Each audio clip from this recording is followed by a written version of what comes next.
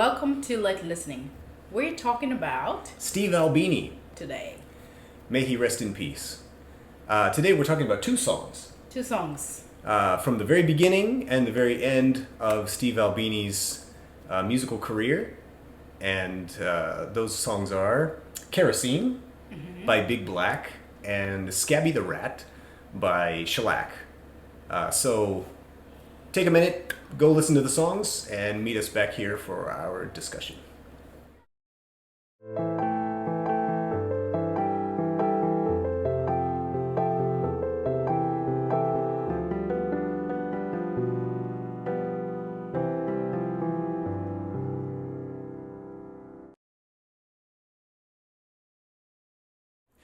All right, welcome back. So when Steve Albini passed away this year, it was a big shock, and all kinds of tributes poured in. All different types of musicians and fellow recording engineers and producers, and everybody was really shocked. Because it was a very sudden death, and I was also really shocked because I really think Steve Albini was one of my heroes, or somebody that I really looked up to. I thought he was really an authentic human being, and it shocked me as well. I wanted to do something a little different, and I wanted to talk about Steve Albini as a musician. And so I wanted to start at the beginning with Big Black, which was his first musical project. Big Black was originally Steve Albini's kind of a solo thing, and then he brought in members of Naked Ray Gun. Naked Ray Gun was a kind of a seminal Chicago punk band. And after that, it really became what it's known for. Kerosene is a song off of the album Atomizer. But I actually don't have a copy of Atomizer. I have the Rich Man's 8-track tape, which is a compilation of various songs. I think they were from Atomizer, the Headache EP, and Heartbeat 45. So this is a pretty interesting little compilation. And anyway, Kerosene is on here. This is from Touch and Go Records. I like the song Kerosene because it really spoke to me when I heard it the first time. I grew up in a little town in the middle of nowhere, and when I listened to the lyrics about, there's nothing to do in the town, probably gonna die in this town, and that kind of that claustrophobic, paranoid kind of feeling, psychotic feeling, I really related to that. And only recently I found out that there's kind of like a weird sex angle to that song. Like, she's something to do. Like he says, there's kerosene around, she's something to do. And I guess one of the members of Big Black had said this is a song about sort of setting things on fire and having sex with people like combined together, which I didn't realize that actually for a long time. I didn't really think about the lyrics that much, other than that feeling of isolation and loneliness.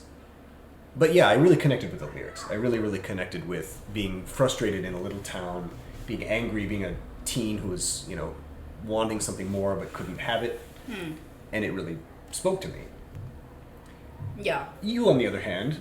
Yeah. Well, I haven't even spoke one word this whole time because this is like totally like not my cup of tea. This is just, I didn't know Steve Albini, and I didn't know Big Black. I didn't know Shellac. I had no idea about this music. So like this is like really new to me, and I would never listen to these songs if I didn't have this kind of chance. So I mean I had an anger growing up, but not that kind of like very destructive like energy. Yeah. As a teen, like Yeah. I didn't have that kind of thing. You didn't have that kind of like just rage that you don't know where to put it. Yeah, I had my frustration and anger, but not like that. And Sure. I never liked punk music or that kind of heavy music, heavy metal like that, So yeah, this was to be honest like a struggle for me to kind of really get into it and give it a try and then listen to these songs. Yeah. We come from a very different place, I think. Yeah.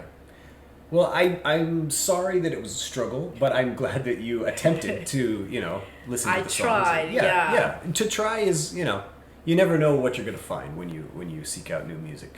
Well, let's talk a little bit about the sound of Kerosene. Yeah. So Steve Albini actually he has this quote from 1984 where he says, "Anybody can play notes." Talking about playing guitar. Anybody can play notes. That's no trick. What is a trick, and a good one, is to make a guitar do things that don't sound like a guitar at all. The point here is stretching the boundaries. When I think about Big Black, the sound of Big Black, the thing that comes to mind is like it's an ugly engine. It's like this chugging, like propulsive thing, because they actually don't have a drummer. It's a drum machine. And the drum machine has this like weird, like danceable thing that it's in most of the songs. Even the really aggressive, crazy songs like still have that kind of like almost like a danceable drum beat. And there's this like this chugging sort of drum thing, and then on top of it is this just angry, aggressive sound. And his guitar sound is so strange. It's so unique. It's so him. I've never heard another guitar sound like that anywhere else. And I've heard reviewers describe it as metallic, which I would actually go even further and say it's metal, not heavy metal, but like actual, like a piece of metal, the kind of shiny, abrasive. It's almost like if you took a piece of steel wool and you just scrubbed something until it's all like scratched and shiny. It's that kind of a sound. It's just glaring at you. I think that's why I don't like it. Right. But when you listen to the beginning of Kerosene, it has that crazy sound. It doesn't sound anything like a guitar. It's almost like a pinball bouncing around or something. It's really just insanity.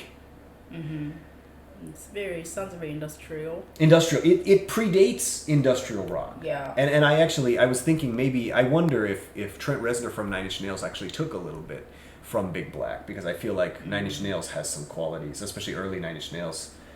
On the Broken album, a little bit on the Downward Spiral, I feel like they have that kind of sound.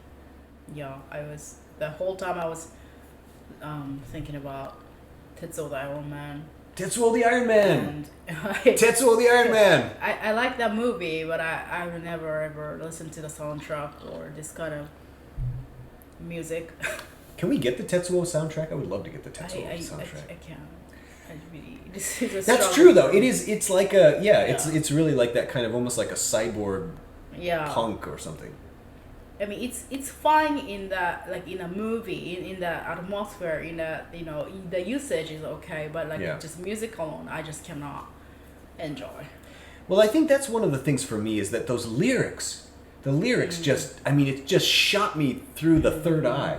Just came down and was like, you are a small town kid who is bored out of his mind, who is angry because you're a teenager who's frustrated and it's trapped in that crazy, almost like a cinematic, this hideous engine chugging away, and it kind of feeds that anger and that rage, that aggression, the claustrophobia. I suppose like it would have been different if I met this song like when I was a teen or 20 or something. But now like I'm much older, so like it just sounds very juvenile, and I just can't. it does sound juvenile. I agree with you. No, I agree with you. If I had that in the past, like somewhere in me, like I had that like experience with the music, like that I relate to this so much, then like I can grow with it, and I can carry that little space in my heart. Even if I get older, I can still kind of adore it. Sure. But without that kind of experience, and now I first hear it, then I just can't personally like get excited about it, I guess. I see exactly what you're saying, because I carry it in the sense that it's a good, nostalgic, song. But at the same time, do I put Big Black on every day and go like, let's listen to Big Black? No, I do not. No, I do not. And in fact, I don't go back to a lot of those songs because the lyrics are just, I mean, pedophilia and, extreme violence and just these hideous subject matter that you just don't want to listen to, really. But it's always done in kind of this is one of the things about Steve Albini too, is he was such an edgelord. You know, he just pushed the limits. Yeah. And as he got older, he actually walked some of that back and said, look, you know, I'm not a complete asshole. You know, I think, this is just my opinion, I think Steve Albini was really trying to dig at this sort of rotten, you know, American dream as this kind of rotten thing, that middle America has these hideous things. These, you know, he would take news stories about pedophilia and he would make a song about it from the pedophile's point of view, which is a terrible thing. But I don't think he was really trying to endorse any of that stuff. He said it was all just kind of making fun of it or kind of, you know, satirizing it. He really wanted to show that dark side of America and the kind of ruined little towns and, you know, growing up in the middle of Montana. He comes to Chicago and then he's like in the punk world. He wants to show that, you know, that kind of rural creepiness. And I'm for that. Mm-hmm. I was definitely for that then when I was a teen. Mm-hmm. I'm still for that now, but it's, you know, but I listen to other things now, you know. Yeah. But anyway, but okay, so let's move along. So in 1987, he founded the band Rape Man, which took its name from a manga series that ran from 1985 to 1992. Mm. I have never actually heard Rape Man. I don't think. I might have heard an MP3 at some point, but I can't recall what kind of music it was. I assume it's just the same kind of thing as Big Black and Shellac. But the notable thing about Rape Man is that it included members of the band Scratch Acid. And Scratch Acid was a really, really influential band. Kurt Cobain loved Scratch Acid. They were a really, really, really influential indie band. And actually, two of those guys would go on to form the Jesus Lizard. And then, in 1992, Steve Albini formed Shellac, which is wonderful. It's a wonderful project. They have, I don't know, 6 albums or something like that. And, you know, he moved on every like 5 years or 7 years or something. I think somebody made a comment about every time there's a presidential election, they would release an album. Because Steve Albini recorded, you know, close to 1,500 albums. I mean, he recorded all the time. He was working every day, recording albums for other artists. So he, you know, little by little, he made albums with Shellac. So I called Big Black an ugly engine. So if Big Black is an ugly engine, Shellac is a shiny power drill. It's a precise power tool. The drummer is the power supply, the bassist is the motor, and Albini is the blade or the drill that's grinding away, producing some kind of image or something. There's a wonderful compilation it's called Shellac, The End of Radio. And this is from the BBC recordings. And there was a reviewer, Dylan Montanari at Spectrum Culture. He called Shellac, live Shellac, he called it a well-oiled machine tearing at its own gears. And I love that. It's such a great description. That was when John Peel passed away, actually. And John Peel was one of Steve Albini's heroes. There's a little more detail on Shellac's The End of Radio Peel session from 1994. This is from July 14th, their first appearance on John Peel's radio show. And then this also has the 2004 Peel session, which was after John Peel passed away. So this is not technically a Peel session in the sense, it's a tribute. There were many bands that were playing at this time, and Shellac was one of them, partly because John Peel was a big fan of the band. And there's some, I got the inserts there. There's John Peel himself. And got the liner notes there, just real simple packaging. John Peel, of course, very famously made a list of his top albums of all time. And number 15 on that list was Big Black, actually, this album. I'm not going to actually say the title now, but this is a real notorious one. Yeah, there's a lot of really interesting songs on here. And of course, typical Steve Albini. He says, "The future belongs to the analog loyalists." Here too, I don't know if you can see that, but it says, "This compact disc is made from analog masters recorded without noise reduction." Half the tracks, in fact, were recorded in a dismal, cheap basement, 8-track studio with puddles of water on the floor. Digital technology will now faithfully reproduce those noisy, lo-fi, unprofessional masters for you at great expense. Feel stupid yet? So, let's talk about Shellac a little bit. Scabby the Rat. Did you have something? No. I'm sorry. I just can't get excited about this. Like, I think it's nice. I think it's nice. I think it's nice. Really hard. It's not for me. You know that. No, I thank guess you. it's Albini, that sound of Albini. Yeah. I guess I can hear that. Yeah, so- I'm not much in Big Black. Yeah. Yeah. So the sound. How about the sound between Big Black and between Kerosene and Scabby the Rat? You think it's like it still has the same sound, similar sound? No, I don't think so. They're very different to me. Yeah.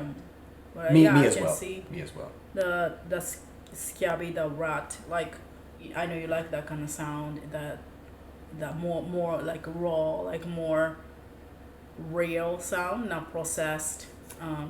Right? Sounds like some guys in a room. Yeah. Yeah. that So sound. I can see that can be an attraction. But I just, growing up in Japan, I never met that kind of sound. Because I was listening to just the music from the major label. Sure. Because that's what it is Right. in Japan. I mean, you can go underground, but like I wasn't that big of a music fan to really Right. seek for it. Did you appreciate like the musicianship, the way that it, the guitar and the bass have this very like interesting like interlocking thing? I mean, was there is anything? it the bass that does the melody, right? So that's a melody. The line I believe the da is, da da da da is the bass. the bass. Okay. Yeah. Yeah. I mean that's catchy. Yeah. I don't have anything left from Kerosene. Yeah. Just But- burned away. Yeah.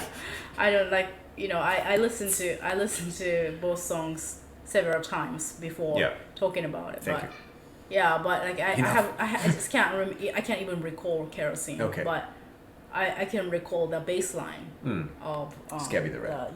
Scabby the Rat. I'll just feed you that. Scabby the. Yeah. I almost say like Scabby the cat. Scabby the Scabby the It rat. can be anything you want it to be. Scabby the cat.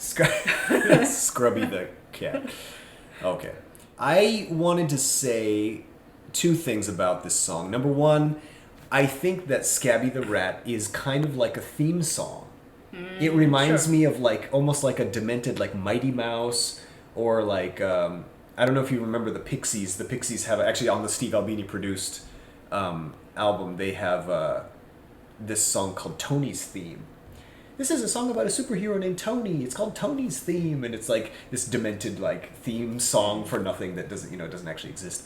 And I feel like Scabby the Rat is kind of like a theme song. It's like Yeah. this weird, Sure. Yeah.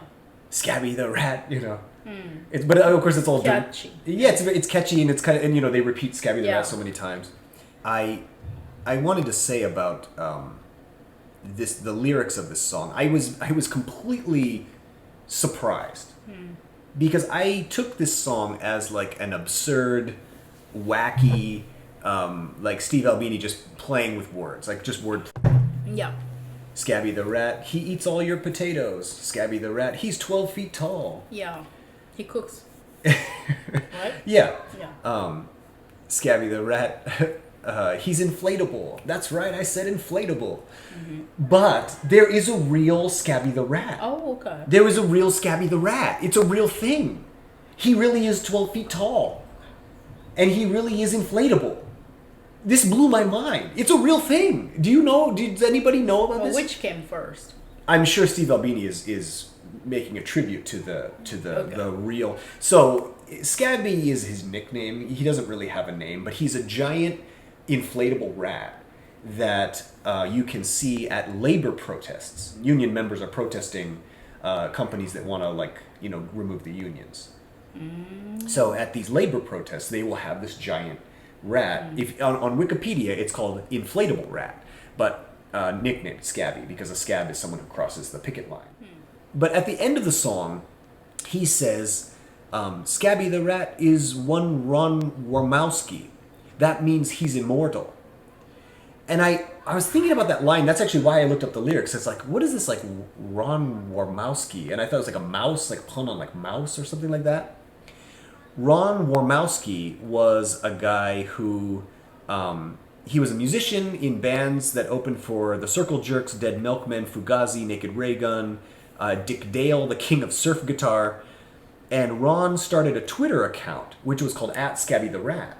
And it was a pro-labor Twitter account, highlighting, pro-labor causes. But Ron Warmowski passed away in 2019, so I think that's why Steve Albini wrote this song. Oh, I see. Because I think they were friends. And I thought that was actually weirdly beautiful. Because I just took that song as like pure wacky, crazy, Steve Albini playing around, and then it was like, oh, it's actually this... and Chicago, of course, Steve Albini, spent his whole life in Chicago. Chicago was very much known for, pro-labor, union standpoints, and I'm sure Scabby the Rat has appeared in Chicago many times. And so I was just completely blown away by that. I was Googling, like, what the heck is Scabby the Rat? And then it was actually a thing. And I thought, wow, that kind of blew my mind. So that's kind of a nice little tidbit of information. So, if anybody out there is watching this video, you can feel a little bit smarter. You know what Scabby the Rat is. Maybe you knew it already. I didn't know what it was. The very last thing that I want to say is there is a wonderful band called Songs Ohia, which is Jason Molina. He also has since passed away. But Songs Ohia has a great song called Steve Albini's Blues. And I guess Jason Molina wrote that song before he had ever met Steve Albini. But the lyrics are very much in line with, I feel like, an Albini kind of world. Like, it's all about escaping from the small town, seeing the big city moon. One of the last projects that Jason Molina worked on was called the Magnolia Electric Company. And that album was actually finally produced by Steve Albini. And so I wonder if he kind of titled that song Steve Albini's Blues just to, like, get attention from Steve Albini. I'm not really sure. Obviously, he respected him, as many of us do. But if you've never heard Songs Ohia's Steve Albini's Blues, that is a great song also. It's not heavy, it's acoustic, and it's a wonderful song. Yeah, I just wanted to do a little video to say, nice. I'm sure some people out there appreciate it. I hope so. I didn't even know who he was. I didn't know these bands at all. Like, this is not, like, very little for me to personally get involved. But yeah, like, I wonder if, like, these viewers out there, like, if you have that kind of thing too, like, you can get into every genre of music. But I'm the person who can't, like, really personally, like, really get affected. I guess I'm picky. You can say I'm picky. I don't really know. Like, I think you just know what you like. Yeah. There's nothing wrong with that.